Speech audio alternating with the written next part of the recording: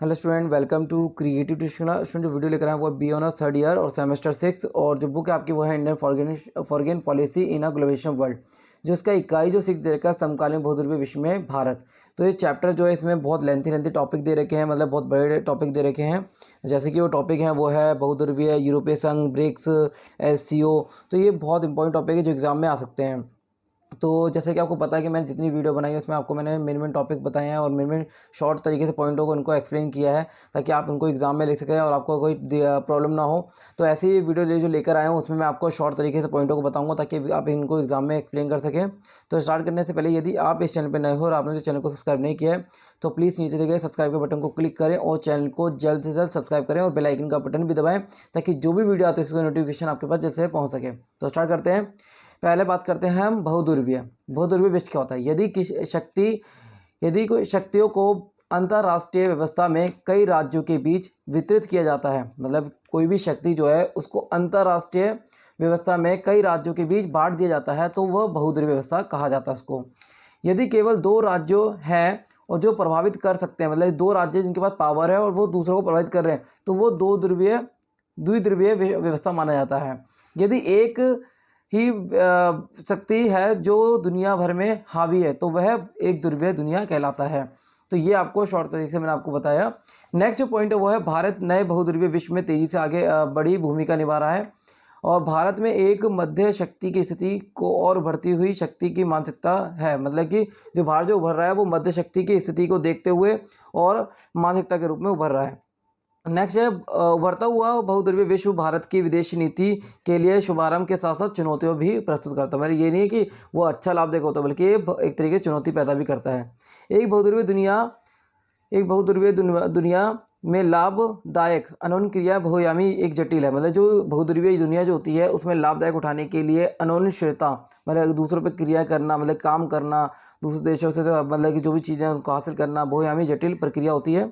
और नेक्स्ट इसमें है एक बहुकेंद्रीय दुनिया में शासन की कई परतें होती हैं। क्षेत्रीय शक्तियां और संस्थाएं एक ध्रुवीय या बहुध्रुवीय दुनिया में आगे निकलने के लिए मायने रखती हैं। कहने मतलब है, दोबारा बता दो उसको, ये पॉइंट क्लियर नहीं हुआ आपको कि एक बहुकेंद्रीय दुनिया में शासन की कई परतें होती हैं। मतलब एक बहुकेंद्रीय में क्या होता है, दुनिया की शासन करने की क्या होती है, कई परतें होती हैं। क्षेत्रीय शक्तियां और संस्थाएं एक ध्रुवीय पहले है एक ध्रुवीय या एक ध्रुवीय दुनिया में आगे के लिए मायने रखते हैं कि किस प्रकार उनको आगे निकलना है।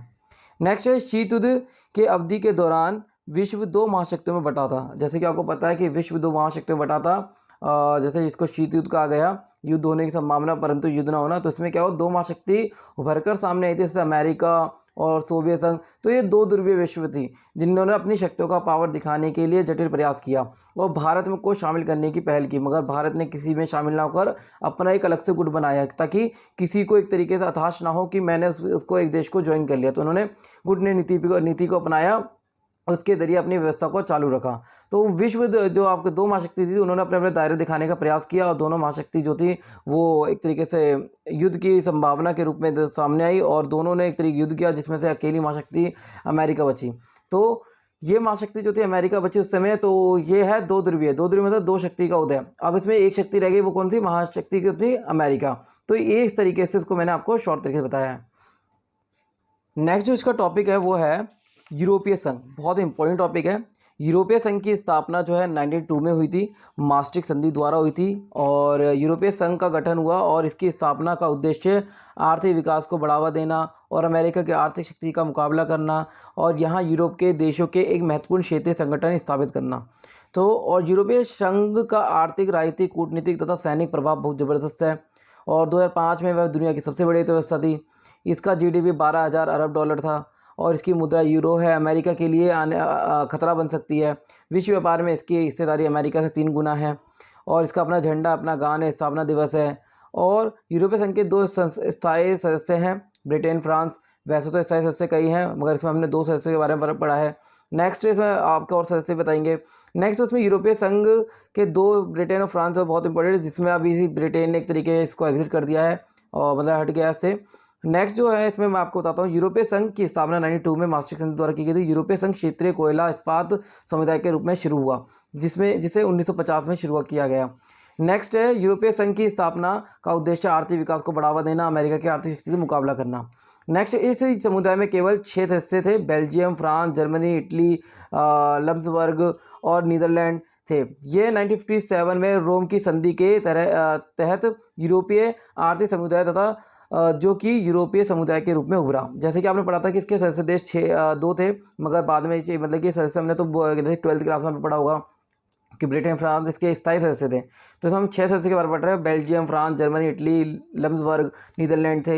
ये 1957 में रोम की संधि के तहत यूरोपीय आर्थिक समुदाय तथा जो कि यूरोपीय समुदाय के रूप में उभरा।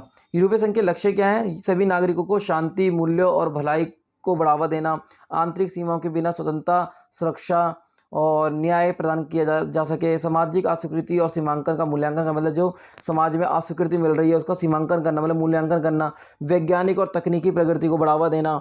यूरोपीय संघ जो है इसके आगे भी आप नोट कर सकते हैं, नोट्स बना सकते हैं कि यूरोपीय संघ जो है 28 सदस्यीय राज्य का एक राजनीतिक लाभप्रद संघ है जो मुख्य रूप से यूरोप में स्थित है। यूरोपीय आयोग और यूरोपीय संघ की परिषद, यूरोपीय संघ की न्याय अदालत, यूरोपीय केंद्रीय बैंक, निर्णायकों की अदालत, यूरोपीय कांग्रेस जैसी संस्थाएं अधीन है, मतलब उनके अधीन है। मास्ट्रिक्ट सम्मेलन में 1993 में इसका वर्तमान जो नाम है मतलब प्रेजेंट का जो नाम है उसके तहत यूरोपीय संघ किया गया है और यूरोपीय नागरिकता की शुरुआत की गई। तो ये जो है इसके इंपॉर्टेंट पॉइंट है जो मैंने अभी आपको बताया, एक्सप्लेन किए। इसके अलावा भी आप एक्सप्लेन कर सकते हैं। नेक्स्ट, भारत और यूरोपीय संघ। यूरोपीय संघ एक आंतरिक कला है के रूप में उभरा था। इसका उद्देश्य यूरोपीय देशों को आर्थिक और राजनीतिक रूप से एकजुट करने का, यूरोपीय युद्ध को सुलझाने के योग्य बनाना। मतलब कि जो यूरोपीय संघ है एक आंतरिक कला के रूप में उभरा और इसका उद्देश्य यूरोपीय देशों के आर्थिक और राजनीतिक रूप से एकजुट करके यूरोपियों में एक को सुलझाने मतलब युद्ध को सुलझाने पर बल देना। तो इसका काम था युद्ध को सुलझाने पर बल देना। भारत और यूरोपीय संघ के संबंधों की शुरुआत 1960 के दशक में हुई थी और भारत 1962 में यूरोपीय आर्थिक समुदाय के साथ राजनीतिक संबंध स्थापित करने वाला प्राथमिक देशों में से एक था। 1993 में आम राजनीतिक रिपोर्ट पर हस्ताक्षर किए और 1994 में यूरोपीय संघ व भारत के बीच सहयोग समझौते पर विस्तार किया गया था। और यूरोपीय संघ भारत के साथ सहयोग, शांति का समर्थन, रोजगार सृजन, लाभकारी विकास को बढ़ावा दे सकता था और दे सकता है। भारत यूरोपीय संघ के मध्य मुख्य रूप से विश्वास और एक जुनून रहा है। भारत और यूरोपीय संघ सामाजिक लाभदायक, वित्तीय, जलवायु, पर्यावरणीय स्थिरता के साथ साथ सुशासन और व्यवहारता और लाभदायक चालकों के लिए एक मंच प्रदान करता है। नेक्स्ट है, संचार का उद्देश्य स्थायी आधुनिकीकरण और वैश्विक और स्वदेशी मुद्दों पर आम प्रतिक्रियाओं पर तेजी से यूरोपीय संघ और भारत राजनीतिक सहयोग को मजबूत करना है। भारत और यूरोपीय संघ सबसे बड़ा लोकतंत्र देश है और दोनों ने एक तरीके से बहुत एक दूसरे की मदद की है। या कोविड-19 हो, मतलब जो कोविड-19 जो हुआ था उसके जरिए दोनों देशों ने एक तरीके से पहल की। भारत के द्वारा भी सहायता दी गई, यूरोपीय संघ के द्वारा भी सहायता दी गई। तो आप इसको और एक्सप्लेन कर सकते हैं। तो इसके क्वेश्चन जो आ सकता है वह है यूरोपीय संघ का वर्णन करें और भारतीय यूरोपीय संघ का किस प्रकार के संबंध है उसको एक्सप्लेन करने का आता है। तो पहले आप इसमें लिखोगे यूरोपीय संघ क्या है, उसकी विशेषताएं, उसके लक्ष्य। तो आप जैसे मैंने आपको शॉर्ट करके बताया है, फिर उसके भारत और यूरोपीय संघ के संबंध को बता सकते हैं। इसके बाद जो है वो टॉपिक कौन सा है, नेक्स्ट टॉपिक है ब्रिक्स। तो ब्रिक्स की स्थापना कब हुई थी और ब्रिक्स और भारत के संबंध पूछने के लिए आ सकते हैं।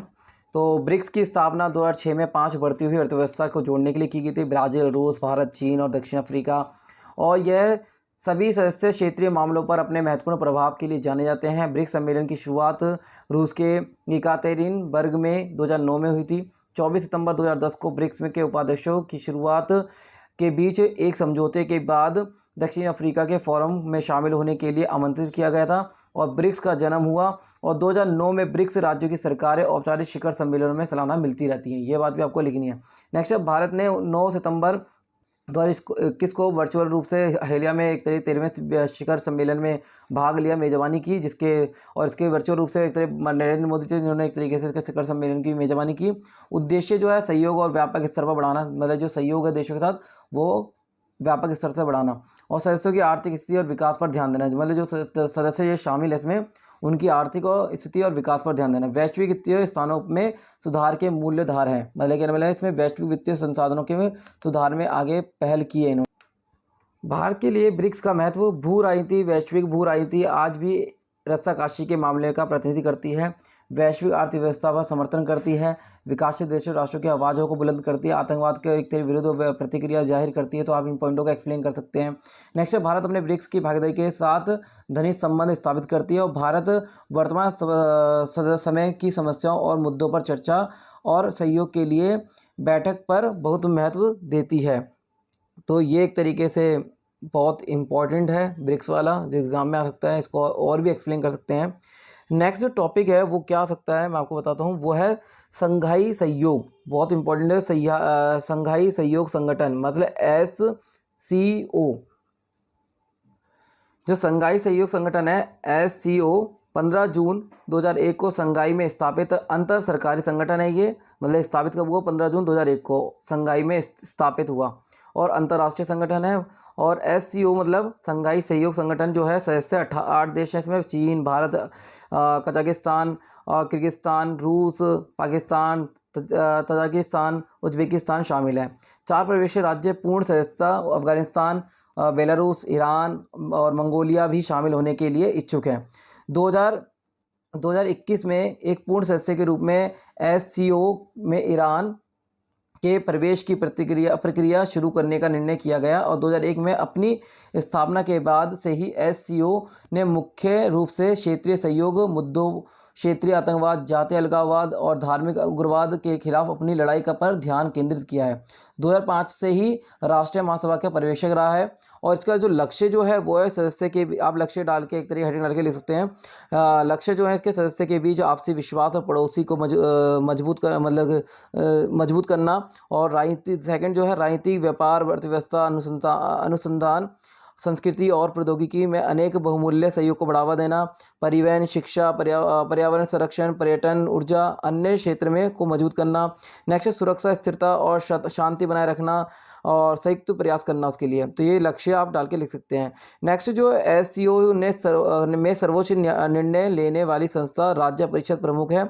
साल में एक बार बैठक करता है और महत्वपूर्ण मामलों पर दिशा निर्देशों और निर्णयों को अपनाता है। 9 जून 2007 को आस्ताना में एक शिखर सम्मेलन में भारत और पाकिस्तान के औपचारिक रूप से पूर्ण सदस्य के रूप में SCO में शामिल हो गए और भारत 2007 में एक मतलब कि एक योगदानकर्ता बना रहा है। 2007 से एक तरीके से 2017 से अलग कहें या 2007 से मतलब एक तरीके से वो करता रहा, एक योगदानकर्ता। 24 जून 2016 को SCO के पूर्ण सदस्य के रूप में भारत और पाकिस्तान ने ताशकंद में हिस्सेदारी की जापान पर हस्ताक्षर किए और 9 जून 2007 को भारत पूर्ण भागीदारी बन गया था इसका। तो ये संघाई एक तरीके टिप्पणी के बेस पर आ सकता है, ब्रिक्स टिप्पणी के बेस पर आ सकता है, यूरोपीय संघ टिप्पणी के बेस पर आ सकता है, जिसको मैंने आपको शॉर्ट तरीके से बताया। तो उम्मीद करता हूँ वीडियो अच्छी लगी, इसको लाइक और शेयर जरूर करें। धन्यवाद।